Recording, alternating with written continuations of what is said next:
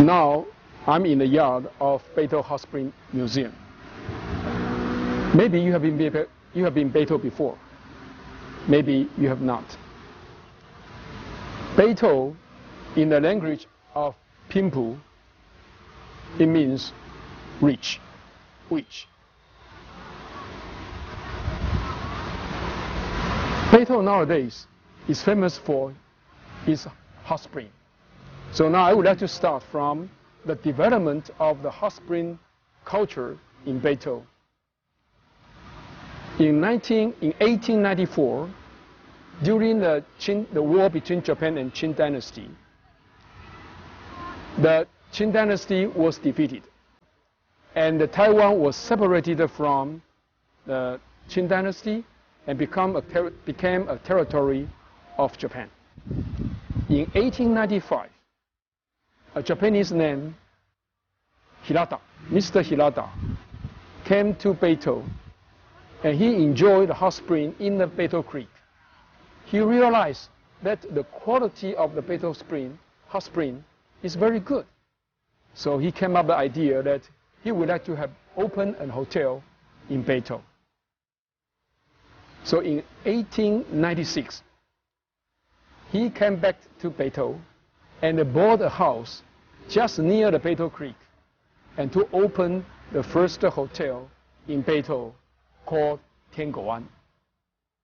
After that, there are several Japanese people opened hotel here. At the same time, the military of Japan, they also, especially the army, they also want to find a place in the BEITOU to build a hospital. So later on, the hospital was built. In 1905, during the Russia and Japanese war, there are some wounded soldiers were taken here for rehabilitations. And after they recovered from their wounded, they returned to their hometown or returned to their divisions. And then they started to spread out the beauty of BEITOU. So after that, BEITOU became more and more famous. However, at that time, to enjoy hot spring in hotel is very expensive. So many people who are not afford to stay in the hotel, they enjoy the hot spring in the BEITOU Creek. However, this kind of a situation make the creek a mess. So the Japanese government stopped this kind of activity in the creek. Then the people started to file a petition for building a safe and clean public bath in BEITOU. At that time, the Taipei mayor, Mr. Imura, he thought BEITOU was a beautiful place. Why can't we make BEITOU a resort area for the people living in Taipei City? So he would like to start a huge project to make BEITOU a better recreational area. With this understanding, so in 1913, both BEITOU Park and the BEITOU Hot Spring public bath were opened at the same day. That was June 17th, 1913. After that, because of this public bath, more and more people came to BEITOU to enjoy the hot spring. So the hot spring business in BEITOU now become to proceed to a peak. But at that time, the people would like to stay. If the people want to come to the hot spring bath to enjoy the hot spring bath, they have to leave the train at the BEITOU station and walk a long way to the public bath. So the Japanese government decided to construct a new railway line just from BEITOU to the hot spring area. And at the terminal station is named Shin-BEITOU Station. And that's the reason we have the name for this area, Shin-BEITOU. And the station was completed in 1916. After that, the business of hot spring in BEITOU becomes very, very prosperous. Even after the World War II, the hot spring business in BEITOU still prosperous. However, when we moved to the 1970s, this public hot spring bath was abandoned. So it became like a ruin. And then we started to work on it and to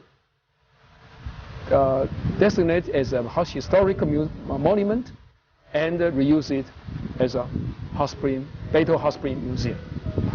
The building you see now is a BEITOU Hot Spring Museum. This building was built in 1913 after the petition of the BEITOU people. This museum consists of 2 stories. The first story is a brick one, made of brick. And the second story is mainly the wooden structures. And for the second floor, you can see there are wooden boards. These wooden boards are mainly used for keeping rain. So during the rainy days, the rain will hit on the board and then flow down to the ground without touching the wall of the buildings. So this is its main functions. And this kind of a design is mainly used for Japanese structures. So from my explanation, you will understand that this building is kind of a mixture of the Japanese style and the European style. And people would like to say this kind of a building is just like a villa in England during the Victoria period. One of the important things in this building is that there is a chimney. People will wonder why we have a chimney here. It is said that the chimney has 2 purposes. One is to use for the cooking, and the other is used for heating the hot spring. You may wonder why. Because the hot spring water in this museum, long time ago, was taken from a long way from this building. So during this kind of transportations, the temperature of the hot spring sometimes will cool down, will decrease. So that means sometimes you have to heat it up so that people can have a very good temperature of a hot spring. So that's a reason. And when we restore this building, we try to compare many kinds of the similar buildings in Japan or in Western. We want to make it an original one. And actually, this building was the largest one upon its completion in the northeastern area. So that means it is the largest public bath in the northeastern area in 1930. In 1998, when this building was under restoration, that we would like to have this building last for another 100 years. So we did a lot of detailed studies during the restorations. And nowadays, because we have many earthquakes in Taiwan, so also this building recently has undergone the so-called seismic evaluations and do some kind of a seismic strengthening. With this, we hope, as a center for the cultural activities in BEITOU, we hope this museum can last another 100 years. And this area shows you the so-called old-time BEITOU. Okay, BEITOU history now we consider is about 400 years old. And you can see that from this exhibition here, first they will give you all the ideas from the 16,000 until the 1998, all the important events in BEITOU. And here we have you can see there is one sandstone there, is a sulfate, and is a common root bush, and then rush, and clay. These are 4 very important industrial products in BEITOU. First, the sandstone is used to be the ore or Taipei City. And that sulfate, of course, it is produced in the volcanic areas near BEITOU, and it is very important for the ingredients of the powder, gunpowder. And the other is common rush. It can be used for the straw and or some other sheets. And finally, the clay can be used for making the poetry. So this gives you the idea that BEITOU in the old time are very important places for the industrial productions. So for example, that the sulfate has been produced many years ago from the say 16,000. At that time, many people from mainland China, they do the trading with the local people just to get the sulfate. Later on, when Spanish and the Dutch people occupied the northern part of Taiwan, they also exported a lot of sulfate to their countries to make a powder, gunpowder. And then for that clay is very important for making the poetry. So in BEITOU, we have the oldest stratum in the Taipei Basin area. And in that soil stratum, we have a coal line.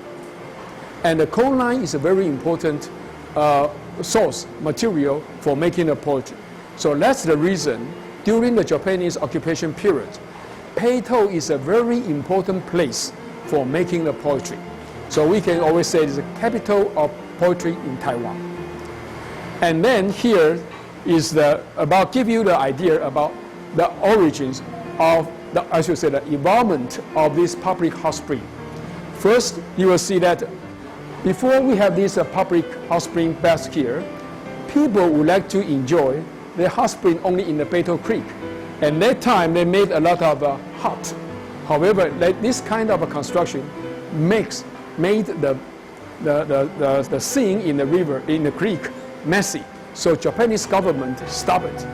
But then the people in BEITOU, they filed a petition. They want a public hot spring bath. So at that time, the government agreed. So you can see that this gives you an idea how the buildings was constructed during that period. And the next, you can see that are famous figures in BEITOU. Here, I would like to mention only two to you. First is the Showa, Emperor of Japan. When Showa Emperor was a prince, he came to Taipei in 1923. Because in BEITOU, we have a very famous mineral stone called Hokuto Light. And Showa Emperor is very fond of this kind of mineral. So he decided to come to BEITOU to take a look at this kind of Hokuto Light in the creek. So he stayed in this museum for just 2 hours only. And the other figure is the founding father of the Republic of China, Dr. Sun Yat-sen. He came to these buildings in 1913. Okay, he came here and he enjoyed the hot spring here and enjoyed the lunch here. And then he came in the morning and left in the afternoon and for Japan. And the other place is that this bulletin shows you, bulletin board shows you the old name of some places. So by looking at this bulletin board, you can see that the old name of certain places and the current locations. So you can have match name to understand the history. You know, it's very important to know the old name of a place, because sometimes it will give you the idea this place used to be a farmland or a particular industry and all kind of things. So they are full of stories. If you can take a look at it and understand it, it will make your trip here more fun. And the last one is called prompt delivery. Prompt delivery is a very special service in BEITOU area. Here you can see them in several locations around BEITOU area, especially near the conventional market. So usually, because BEITOU is a hilly area, so when you go to the market, you carry so many goods, it is not so easy to walk home. So at that time, you can go out and go to those stations, and they will drive you home. Nowadays, it charges only $40 NT. It's very inexpensive. It's a very good transportation for us. Another important thing is that they provide a very good service for you. For example, during the winter time, you study hard and you work late and you feel hungry. You want to have some hot food, but you don't want to cook it yourself. Then you can call them. They can go to the noodle store stand and to take the noodle you want to your house. And then you just pay the $40 and you can enjoy the very hot snack in your house without going out in the cold winter times. This corner displays how this museum comes from and the relation between this museum and the communities. So in 1995, there was a group of elementary school students led by a group of teachers. They did some studies about the local BEITOU. And one group of students was focused on hot spring. And one day they passed by these buildings and they find out the configurations of these buildings very beautiful. But how come it looks just like a ruin? Then a student, with the help of a student or a teacher, they look up the references and they find out this building is originally a BEITOU hot spring public bath during the Japanese occupation period. The student was very excited about this finding, so they collected so many informations and they filed a petition to the city councilman of BEITOU. They wanted this building to become a historical monument and reuse it as a BEITOU hot spring museum. Unfortunately, the city councilwoman did not achieve this goal, and actually she lost almost all the materials. So the students feel very sour about this. So one teacher in the BEITOU Elementary School knew this story, so she interviewed those students and the teachers, and then she wrote a petition letter. And that time, I and my friend got these petition letters and I read it. And I feel, actually I should say, I feel ashamed about myself because our youngsters try to uncover the history of BEITOU, but as an adult in the BEITOU, I did not know this history. So then we decided to help the kids' dream to come true. So then after a series of negotiations with the government, and we find out it's impossible without forming a local community organizations to push this kind of activities. So in 1995, we started so-called BEITOU associations in the BEITOU community, and then these associations is working very hard for promoting this building as the historical monument and reuse it as a BEITOU hot spring museum. Luckily, with the help of the community peoples and all the government's agencies, we succeeded in this. Our intention, our motion, we make this building as a historical monument, and then we reuse it as a hot spring museum. And this bulletin board shows you what kind of activities were held here in the BEITOU Hot Spring Museum, and also what is the relation between the Hot Spring Museum and the local communities. Actually, when we formed this, when we reuse this building as a BEITOU Hot Spring Museum, we also want this museum to be a cultural center in the BEITOU area. So you will see that we have a lot of cultural activities also held in this museum. So it is not just a museum, but also a center of cultural activities in the BEITOU area. The portrait that you see now is Mr. Imura. Okay, in 1909 to 1914, Mr. Imura serves as the position is now the mayor of Taipei City. So at that time, the people in BEITOU area, they filed a petition to the Japanese government. They want a clean and safe public bath in BEITOU. At that time, Mr. Imura thinks BEITOU is a beautiful place. So why don't we make it as like a resort area for the people living in Taipei City? With this kind of considerations. So he gave the BEITOU people not only the public bath, but also the so-called BEITOU Park. So both the hot spring bath and the BEITOU Park were opened on June 17th, 1913. So 2 years from now, we are going to celebrate the centennial of these two places. Because of the establishment of this public bath and the BEITOU Park, so the business in BEITOU becomes so prosperous that in 1934, that is about almost 20 years after Mr. Imura left office, the people in BEITOU, they built a statue for him, and that statue is located in the BEITOU Park. But unfortunately, that statue now is lost after the war. So nowadays, that we think that Mr. Imura is a very important person to promote the hot spring culture in the BEITOU area. In this displayed area, you can see the evolutions of the museum. Okay, from here you can see these all old pictures taken during the Japanese period, occupation period. Then here you can see just the outlook of the museum. And then this is you can see from here, you can see this is the tatami area. Okay, now tatami area. This is the old arrangement. And now this is the tatami area.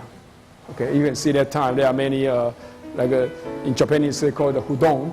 And so you can sit here and to relax after you taking the bath.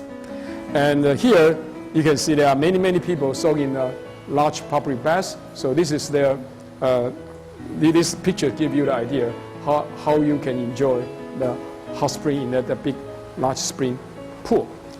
But here, just give you the sad stories about these buildings.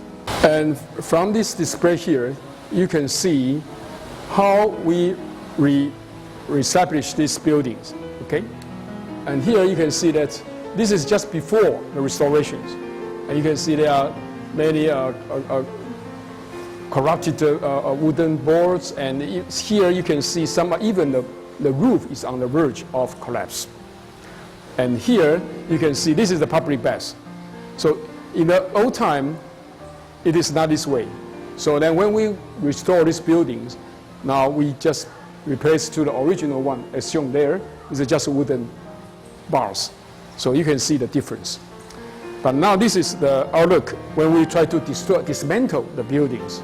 Okay, especially the upper part is a wooden structures. So we want to dismantle it. And this is the new look of this museum. So from here, you can have a preliminary ideas about how we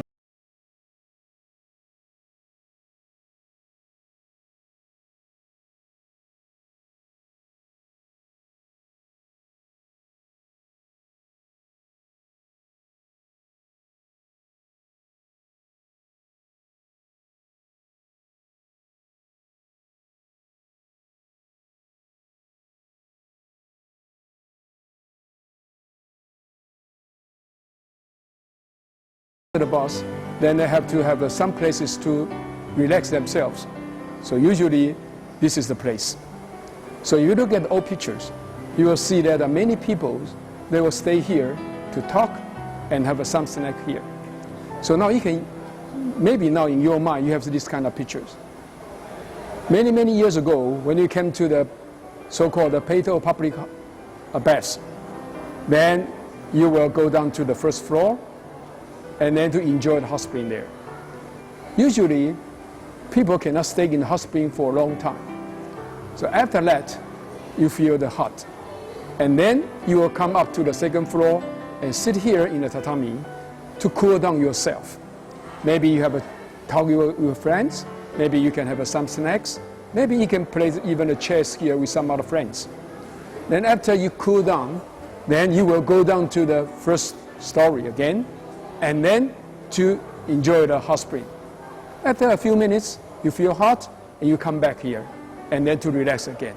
So usually, this is the way that you can enjoy the hot spring in this BEITOU Hot Spring Museum long time ago. And so some people told me that they can stay here, they can spend almost all day here just to enjoy the hot spring. So the tatami area is a very important public area in this museum.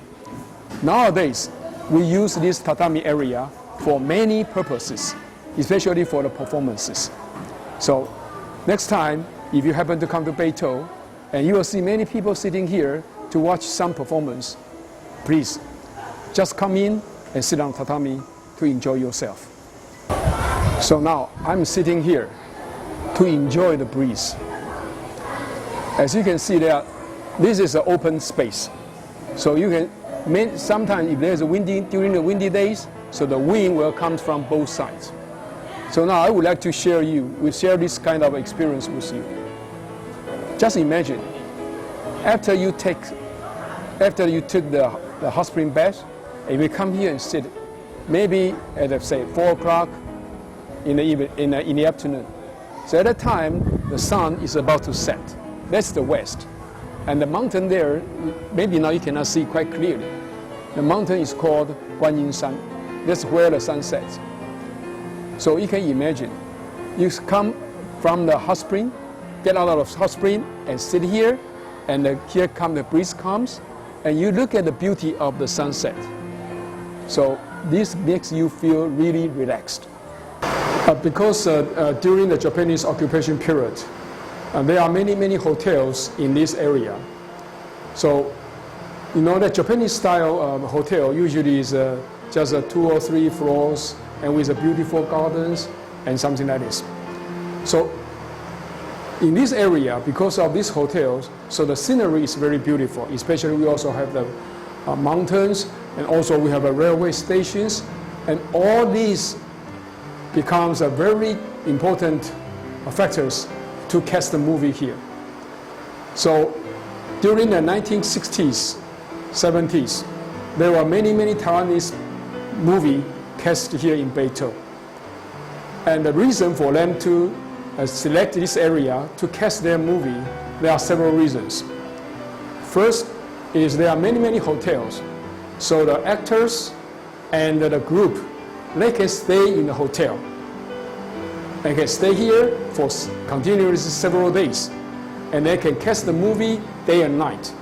So I was told that time, it takes only maybe sometimes 1 week to finish just one movie.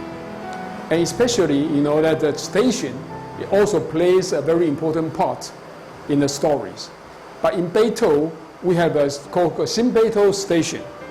The station is very beautiful.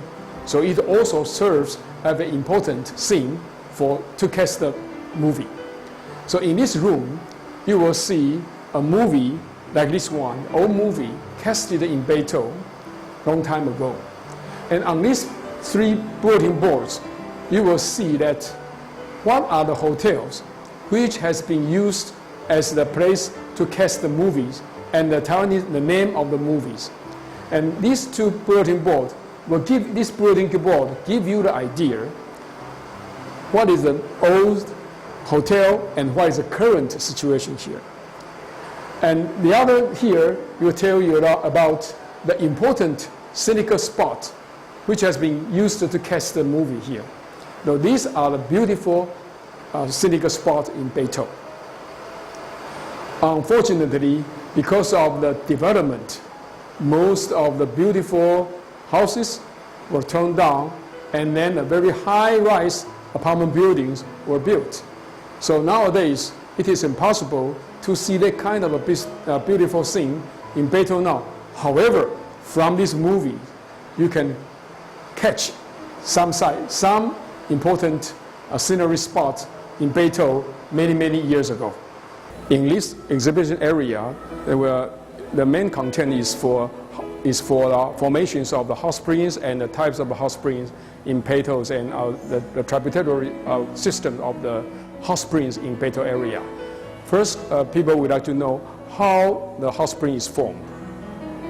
Usually, for a natural hot spring, it consists of 4 factors. One, you got to have a geothermal. The second, you got to have a crack on the ground.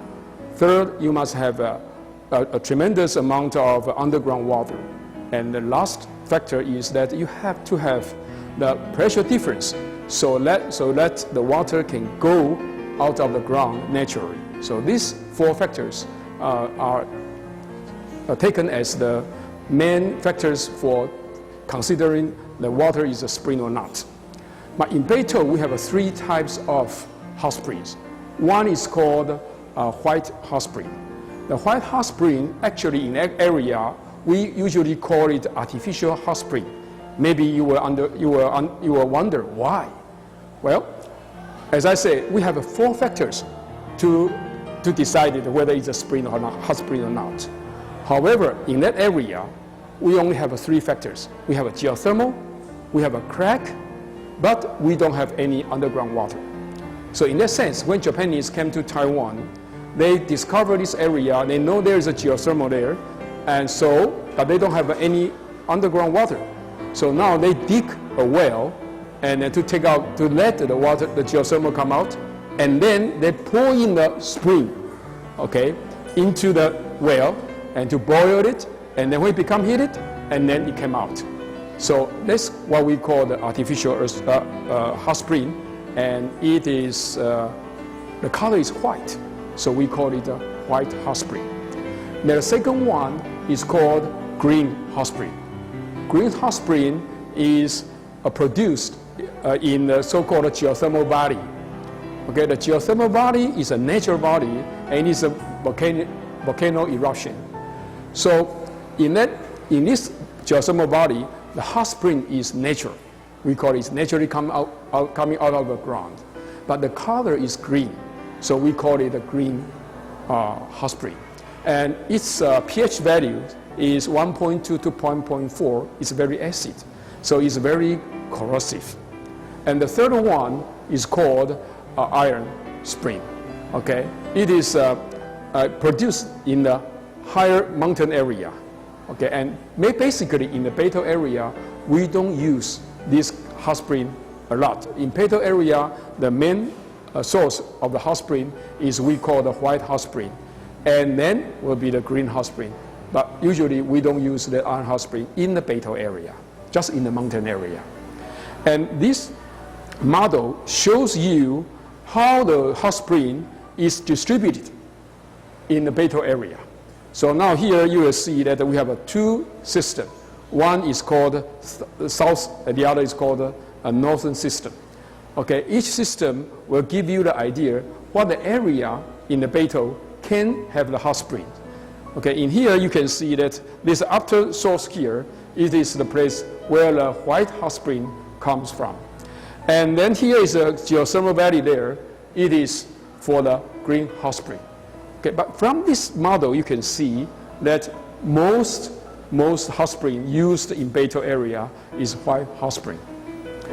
And so this also tells you, this sign shows you where the sources of the BEITOU hot spring are. So from this you can easily see there are different locations. In 1905, Mr. Okamoto, who is the founder of collecting mineral stones, came to BEITOU, and he collected some of the stones from the BEITOU Creek. So he put the stone and his negative together in the bag. So when he returned home, after he returned home, he opened it, he found out the negative film was developed. And then he sent this stone for the further analysis, and it was found that there are some radioactivities from that stone. And then further study shows that radioactivity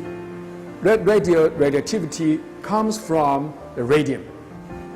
So then we find out that the green hot spring in the geothermal bodies has the ingredient of radium.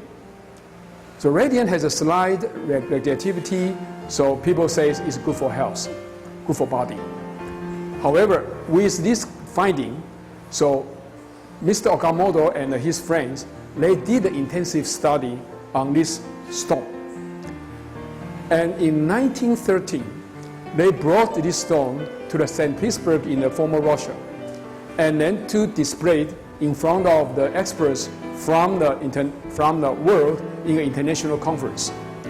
And they asked the people, have you found this kind of a mineral before? And then the people say, no, we didn't. So because of this, so they found out this is a new mineral, and they decided to name it the Hokuto-light. The Hokuto is the BEITOU in Japanese. A light is a kind of stone. So then the Hokuto-light becomes one of the 4,000 minerals which is named after a place in Taiwan.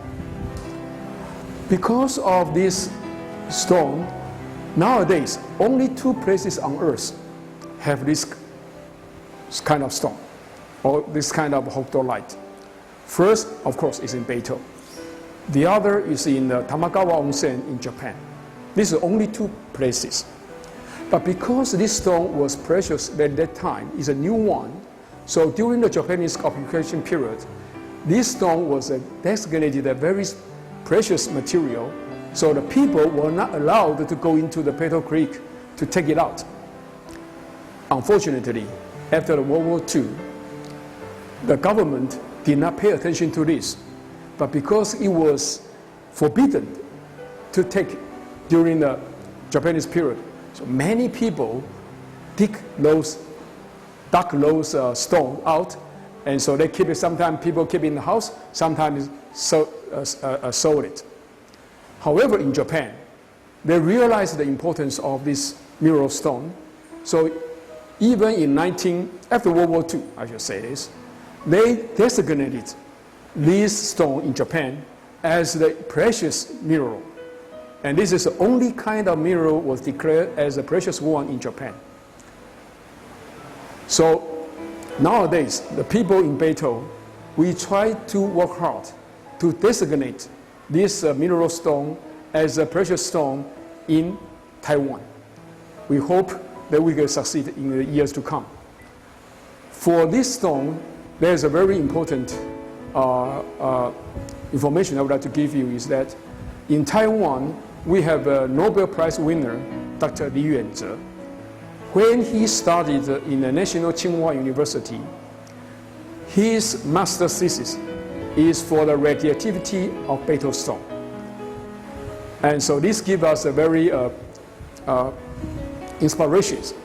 So that means that this stone is in fact a very precious one. So always I encourage the kids, if you take good care of the BEITOU stone or Hokuto-light, someday you will become a Nobel Prize winner.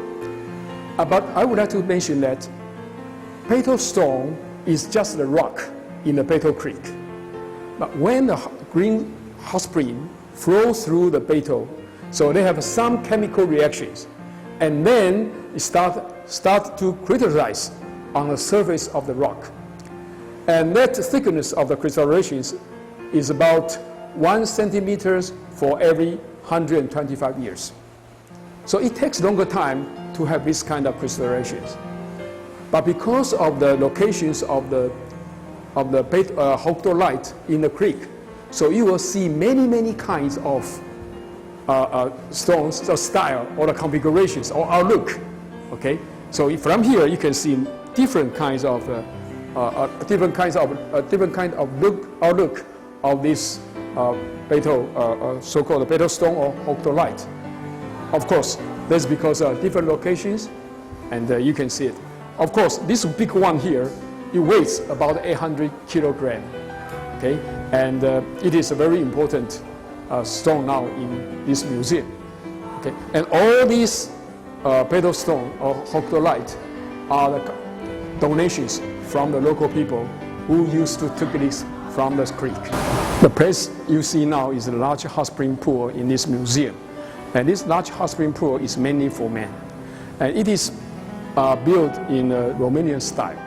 Okay. Now, if you take a look at the painted glasses, those glasses are not new. When we want to make this museum as a historical monument, we did a lot of guidance for the local peoples and visitors. But maybe someone knows the values of these painted glasses. So one night, he came here and stole it. we are very, very sorry about these situations, but until now, we still cannot get our old one back. Now, in this hot spring pool, they used to full of hot spring waters. But now, we don't have that because this pool is no longer used.